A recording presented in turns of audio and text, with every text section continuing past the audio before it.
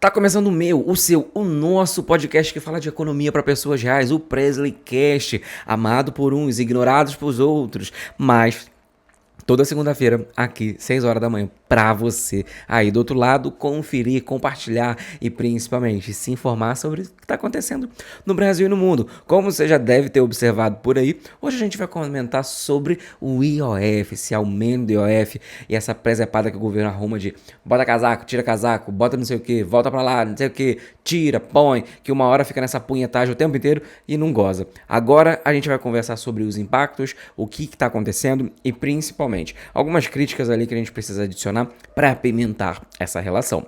Meu nome é Presley, eu sou economista e mestre em economia e você está no Presley Cast.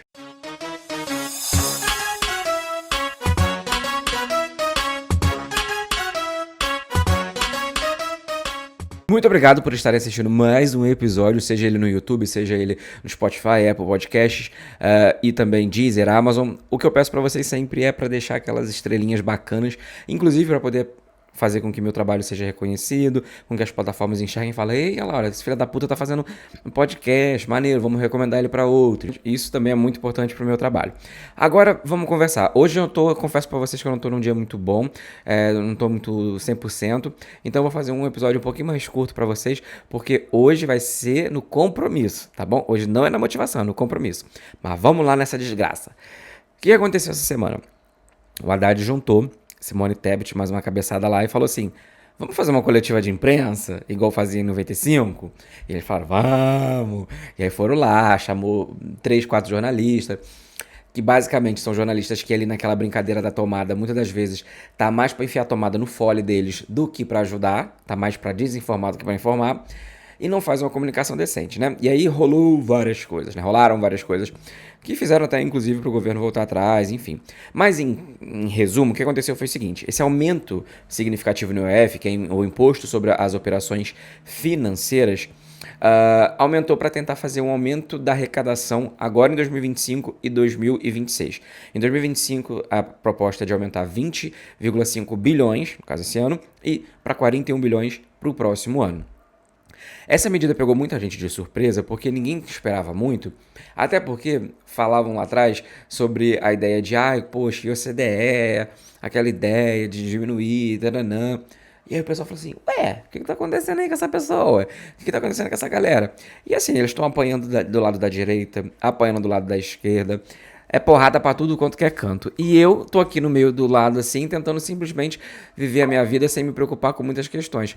Mas não é assim que funciona, né? Mas vamos entender por que isso veio, de onde veio, qual é o intuito e tudo mais. Para entender melhor, o IOF ele funciona para empréstimos e financiamentos, no caso, cartão de crédito internacional. Então, por exemplo, você vai utilizar um cartão para fazer uma compra internacional. Tem o IOF, você vai fazer compras fora, né, no sentido de estar fora do país, IOF, compra de moeda estrangeira, então quando você fazer uma operação para comprar dólar, enfim, qualquer tipo de moeda que não seja o real, você também vai pagar um imposto ali maior. E aí também entra a questão dos seguros, a questão de seguro de vida, previdência e tudo mais, e também alguns investimentos, né, em alguns casos, não são todos, né. Então, o IOF ele tem uma dupla função, que é fazer uma ideia de arrecadatória e regulatória. Então ele vai servir tanto para o governo conseguir pegar dinheiro, quanto para tentar controlar alguns movimentos da economia, como descoamento de capital, aquecimento do crédito excessivo e coisas do gênero, né? Mas, em resumo, essa é a informação que você precisa saber do que gira em torno do IOF no caso, tá? O contexto, agora, vamos tentar. Por que o governo simplesmente acordou um dia e falou assim: e se a gente aumentasse o negócio aqui? Deixa eu chegar meu bonequinho aqui pro lado que eu tô vendo que tá mal diagramado. Agora sim, melhorou. Aqui que vai entrar agora o pulo do gato, né? O governo ele vai entrar ele tá numa missão de tentar aumentar a arrecadação, principalmente para poder conter o déficit, né? Porque boa parte da oposição conectada com o mercado financeiro, vira para eles e falam: porra, galerinha, o déficit tá gastando muito, eu sei que o governo gastador, vai quebrar o país, Venezuela, essas coisas igual o Paulo Guedes falava, né? E aí eles ficam muito centrados nisso, tipo, nossa, vamos fazer a conta fechar, como se a gente estivesse falando de uma conta de casa, sabe? E não é bem assim que funciona.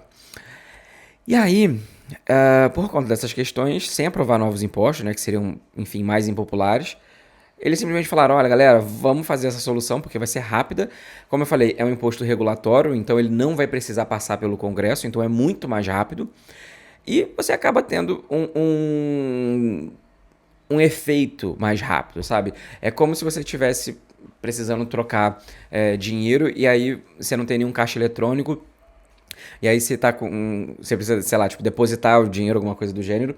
E aí o seu amigo fala. Você fala pro seu amigo assim, então, deixa eu pago a tua conta aqui do coisa no meu vale alimentação. E aí tu me passa esse dinheiro. Será mais ou menos assim, sabe? Tipo, não sei se foi uma analogia muito poderosa, mas foi uma analogia. E assim, desde 2022, o Brasil tem um acordo com a OCDE, que é a Organização para a Cooperação em Desenvolvimento Econômico, para zerar o IOF sobre operações de câmbio até 2029. E aí a galera falou assim, ué, queridos e queridos e querides, o que está acontecendo que vocês estão aumentando, né? Por quê? Essa faz parte de uma das exigências para que o Brasil consiga se alinhar às práticas internacionais no sentido de avançar para a entrada plena na OCDE. Né? Só que enquanto essa promessa vale só para o câmbio até 2029, o governo está aumentando agora o IOF para outras operações. Então, aquela promessa de você zerar, por exemplo, o IOF virou um pedaço da equação. Porque agora em outros setores a alíquota já vai estar subindo. E está subindo bastante, né? Então eu vou trazer aqui as mudanças para vocês entenderem qual é o parâmetro, né? Inclusive, a ideia aqui é, enquanto você zera a taxa para os estrangeiros, para o grande fluxo de capital, tá pesando a mão para o cidadão comum. Olha só como é que não é o pai dos pobres. Que belezinha, hein? Basicamente isso, tá? Então, no pequeno empresário, na classe média, enfim, a gente vai tentar entender um pouco mais sobre isso. Mas eu vou pegar aqui a minha colinha para poder falar com vocês sobre as mudanças. Vamos lá. As cobranças, primeiro, nós temos a cobrança internacional e serviços pagos com cartão. Aumentou de 38% para 3,5% essas compras e serviços pagos com cartão de crédito, né, relacionados a coisas internacionais. Então, por exemplo, as assinaturas como Spotify, Netflix, Google Drive, Apple Pay não, a Apple One e outras coisas relacionadas a esses aspectos de empresas de fora, todas elas vão pagar mais caro. Então você sobe de 0,38% para 3,5%. Tá entendendo? Essa que é a sacada da galera. Botar 3% a mais no cu da galera. Crédito para a empresa. Aumentou o IOF de 1,88% para 3,99% ao ano. Para empresas do Simples Nacional vai de 0,88% para 1,95%. Aumentou bastante. A previdência privada, né, que aí entra o VGBL, PGBL, aportes acima de 50 mil vão começar a pagar 5% de IOF.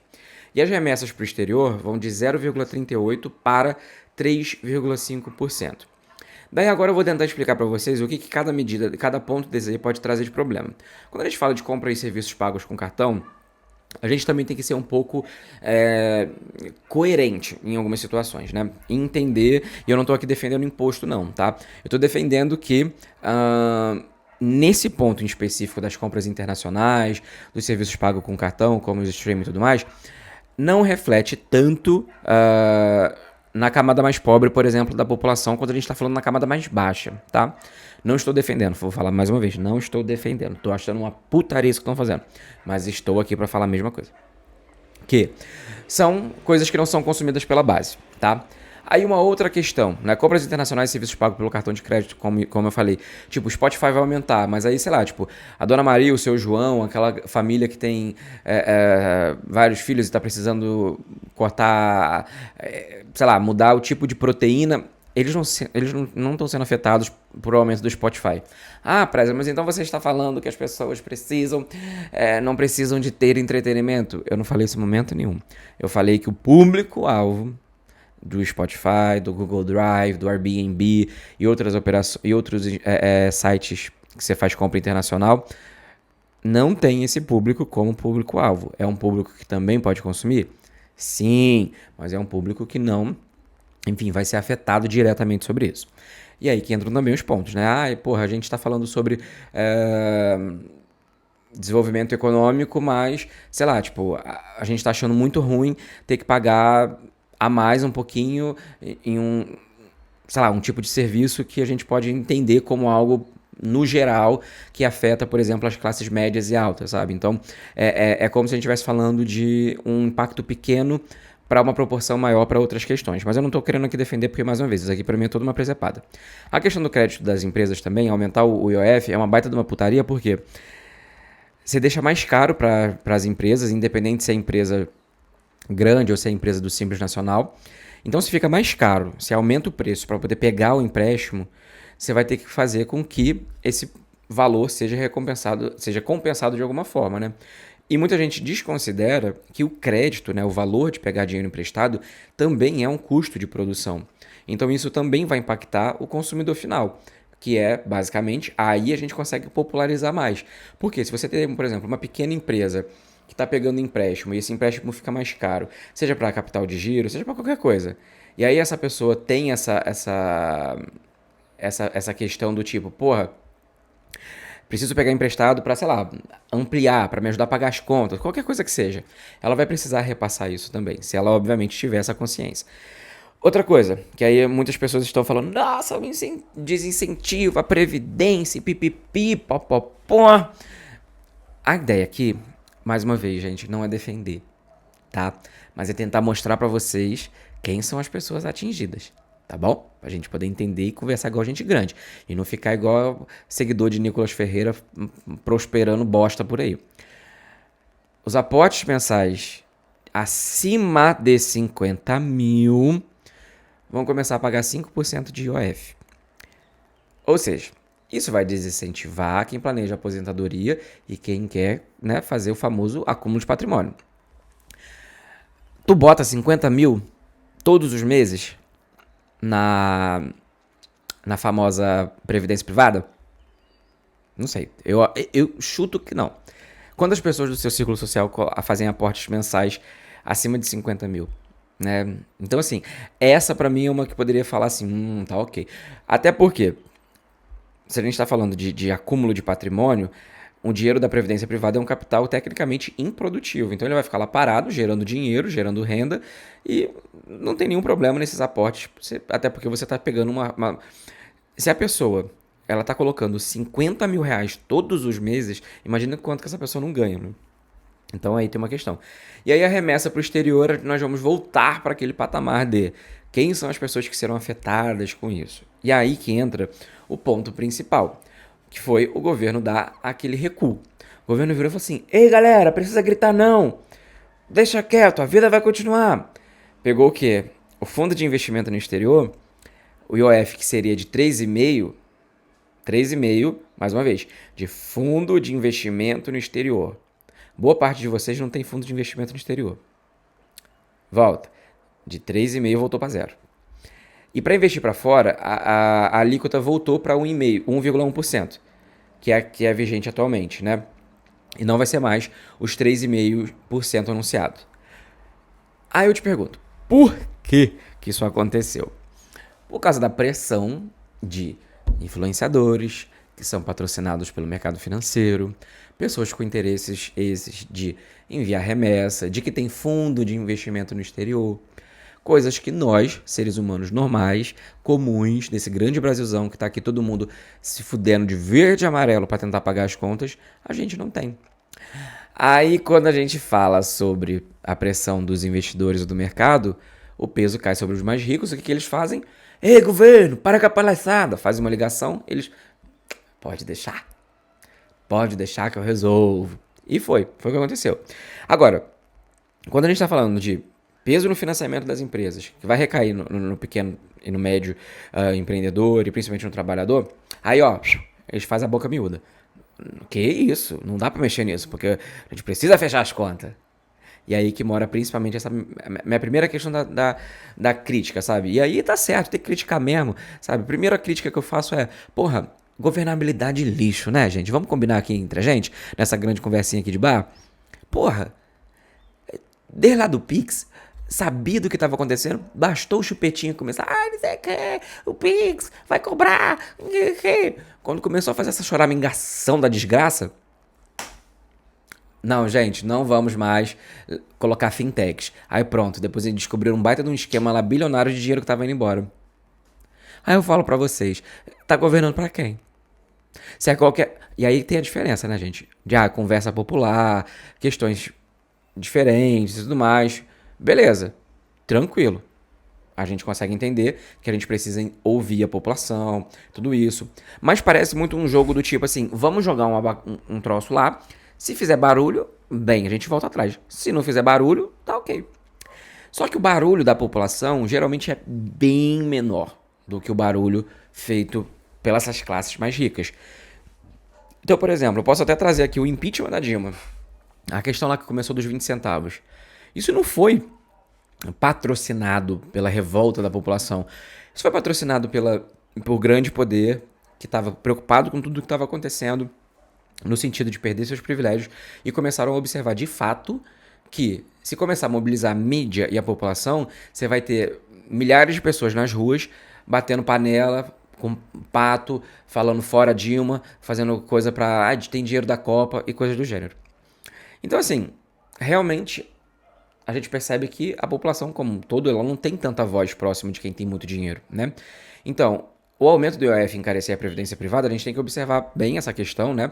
Então, observar também daqui pra frente. Mais uma vez, eu tô falando com aquilo que eu tô construindo hoje, com as informações que eu tenho hoje, tá? Não tô querendo levar aqui a cabo coisas do tipo... porque tá mudando o tempo inteiro. Então, se você falar, não, mas agora você tá errado porque ele falou que não sei o que não sei o que lá, chover pra cima, chover pra baixo. Eu falo, não, hoje, nessa data que eu tô falando, o formato do IOF em cima da previdência privada, na minha opinião, não afeta as pessoas mais pobres. Isto porque 50 mil reais, não precisa falar nada, né? Tem gente que não ganha 50 mil reais, tem gente que não ganha 50 mil reais no ano, vai botar em aporte mensal? Tem mais é que botar no cu dos ricos mesmo, não tô nem pra nada não. Agora, empreendedor e pequenas empresas que vão pagar mais caro, pega crédito mais caro, isso vai impactar na geração de emprego, e isso gera também um impacto na inflação. Isso, na minha opinião, é o pior, porque vai afetar a economia real, que é a economia produtiva, que gera valor para a nossa sociedade, diferente, por exemplo, do mercado financeiro. Quando a gente está falando de compra no exterior, sinceramente, eu sou uma pessoa que também faço compra fora, eu tento planejar, vou viajar para fora também, eu sei que eu tenho que pagar isso. Vai me afetar. E é aqui que eu queria mostrar, por isso que eu fiz aquela questão lá em cima de mostrar para vocês, por exemplo, falar do Spotify e tudo mais, né? De que seria muito incoerente da minha parte não entender a minha realidade, de tipo, a minha condição financeira é maior do que de muitas pessoas no Brasil. Então é justo que eu também entre nesse balaio e pague coisas a mais. Então, por exemplo, eu pagar um IOF ao invés de pagar 1%, pagar 2% na minha assinatura da Apple One, cara, eu não vou morrer sobre isso. Mas no agregado, você consegue pegar os cofres públicos e encher e fazer esse balanceamento. Preste atenção, você está defendendo imposto? Não estou defendendo imposto sem medida. Por quê? Eu estou observando que na materialidade da situação, na realidade das coisas, eu também sou parte dessa contribuição. Quando você joga pro pós, né? E aí vamos olhar aqui numas etapas bem minuciosas, né? Primeiro, a tarifa em cima da gente que tem condição de pagar, que tem, sei lá, que tá comprando coisa, que vai pro exterior, que tá mandando dinheiro pra, sei lá, pra uma prima que tá viajando, essas coisas.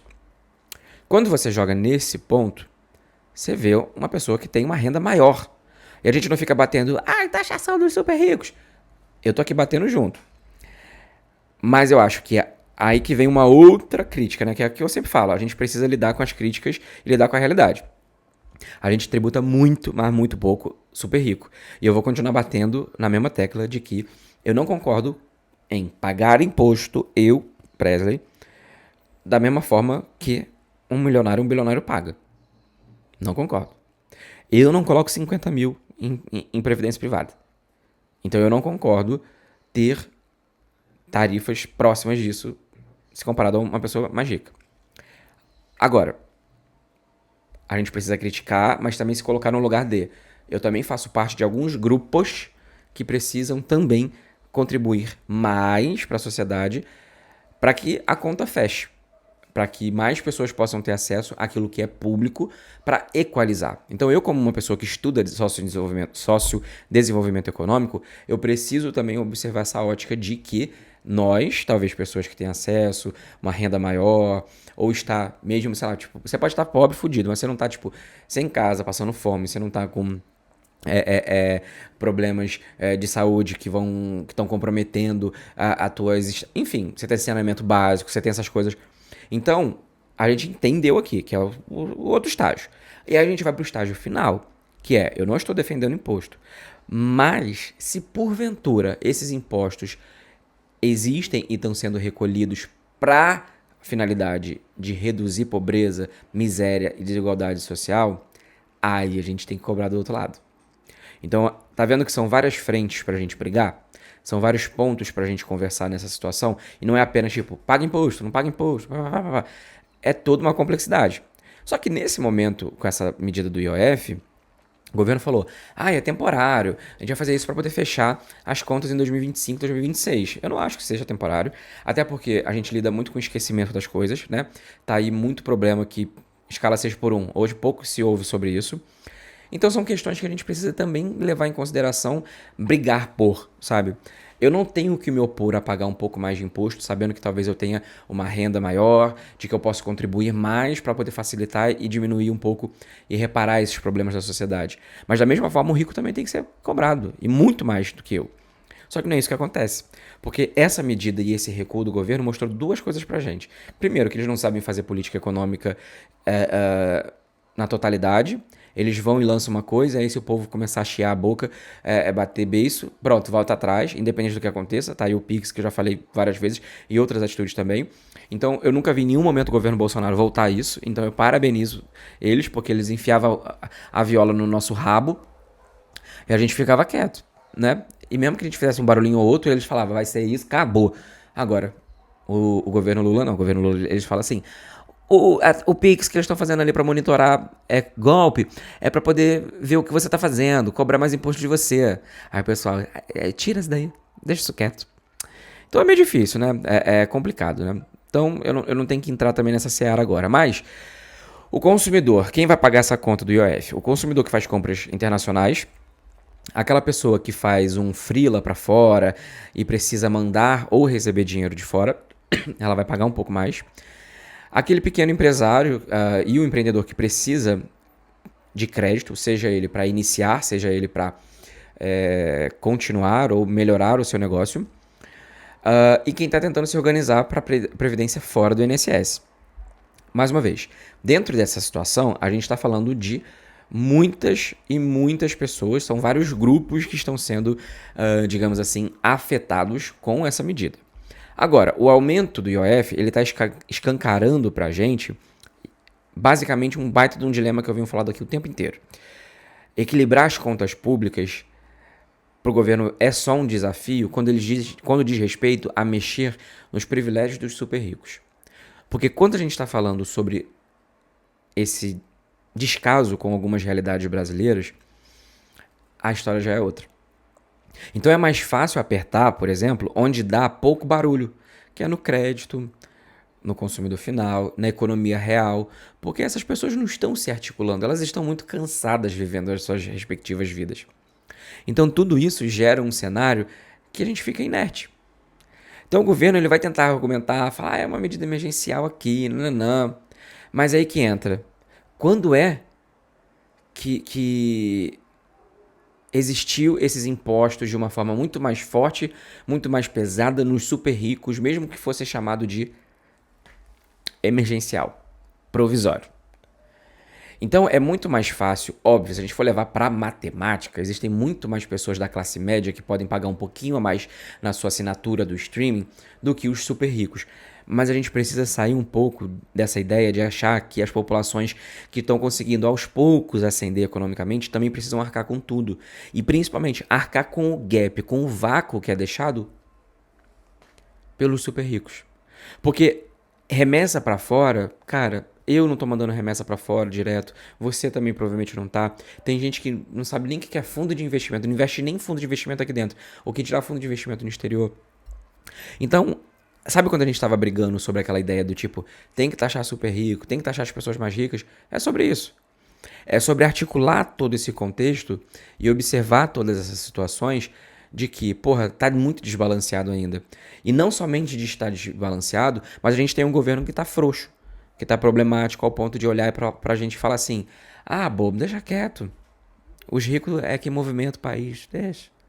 Por quê? A pressão vem. Às vezes é um medo de um impeachment, medo de financiarem talvez um problema maior, pode ser. Só que aí que eu fiz até um vídeo nas redes sociais essa semana, né, que eu fiz uma pseudo-carta aberta ao governo, de que eles têm que melhorar a comunicação sim, de que eles precisam sim reaver muita questão, mas antes de mais nada é preciso criar um plano, principalmente para poder conter essa desgovernabilidade. O que eu falei agora, por exemplo, né, só voltando aqui rapidinho, o IOF, de fundo de investimento no exterior, que seria 3,5, ele voltou para zero.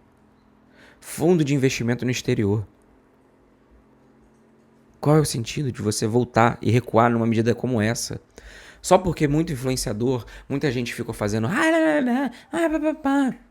Tipo, o rico vai continuar defendendo, meu irmão. O rico vai continuar batendo cabeça, vai continuar tentando distorcer, vai pagar influenciador pra poder fazer videozinho escroto falando merda. Vai continuar. Só que o que a gente precisa lembrar aqui? Que o governo Lula, como um todo, ele foi eleito pela base pobre, pela base que precisa disso. E o discurso foi isso. O pobre vai voltar a comer isso, o pobre vai voltar a comer não sei o quê. E aí quando você chega na primeira oportunidade, tipo assim, ai, foda-se o pobre, vamos botar na mesa o super rico. É desanimador, sabe? E parece que eles não entendem a dimensão do que eles estão fazendo, basicamente. Porque uma coisa é você fazer uma medida que pode ser polêmica, mas você não prepara o terreno, você faz uma nota técnica. Faz um tweet com vários números, várias portaria de não sei o que não sei o que. Que é uma putaria, uma palhaçada. Faz coletiva de imprensa pra poder falar. Não, você tem que fazer um trabalho 360 antes disso. Então parece que eles estão fazendo as coisas, estão jogando assim e vê, se der certo, deu, se não der, volta atrás. Só que a gente tá perdendo poder político, a gente tá desarticulando, a gente tá ficando cansado. E 2026, essas pessoas não vão ser afetadas. O Haddad não vai ser afetado, a Simone Tebet, o Lula, eles não vão ser afetados diretamente, porque as coisas vão continuar normais para eles. Mas quando entra um governo de direita, a gente perde direito trabalhista conquistado, a gente tem retrocesso, a gente tem reforma da Previdência que vai fazer as pessoas trabalharem muito mais. A gente tem a farra de bancos, investidores e tudo mais. E mais uma vez, eu falo isso de uma pessoa, dentro de um cenário de uma pessoa que investe. Mas eu tenho consciência social de observar que eu não sou milionário, eu não sou bilionário, eu sei que eu tenho uma renda maior, então eu devo contribuir. Porém, olha pra lá, não é justo eu contribuir e o outro tá jogando dinheiro pra fundo de investimento fora e não pagar nenhuma praga de uma chavasca podre. Aí é difícil, né, minha galerinha, meus queridos? Mas é isso, tá? Volto em breve, talvez com um novo tema, com um novo formato pra falar com vocês sobre. Espero que eles aprendam a governar igual gente e não seja frouxo desse jeito, mas de toda forma é isso. Muito obrigado, desculpa porque eu fiz um episódio um pouco mais pesado, eu não tô muito bom, e de toda forma, muito obrigado por todo mundo que escuta, todo mundo que apoia meu trabalho, eu fico muito feliz de ter vocês aqui, espero que estejam gostando do podcast, espero que esteja sendo produtivo, que é um espaço que eu tô tentando criar pra gente poder discutir um pouco mais, pra gente conversar um pouco mais e tentar transformar esse ambiente da economia em um ambiente elitizado, difícil de entender e principalmente transformar ele leve, porque eu quero ser aqui pra você, aquele seu amigo do bar que vai conversar com você e a gente vai debater e vai chegar em conclusões juntos, tá joia? Beijo enorme no coração e até a próxima.